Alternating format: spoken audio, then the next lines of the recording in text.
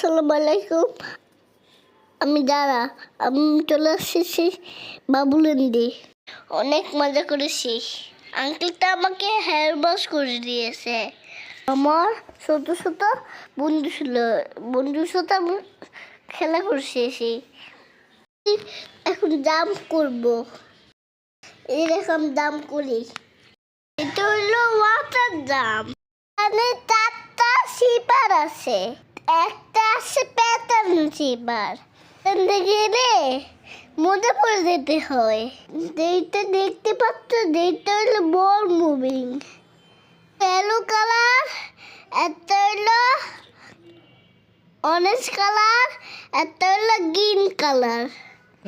চলো আমরা গাড়ি কিনতে যাই, অনেক মজা করা যায়। বাবুলেন্দি গিয়ে অনেক মজা করা যায়।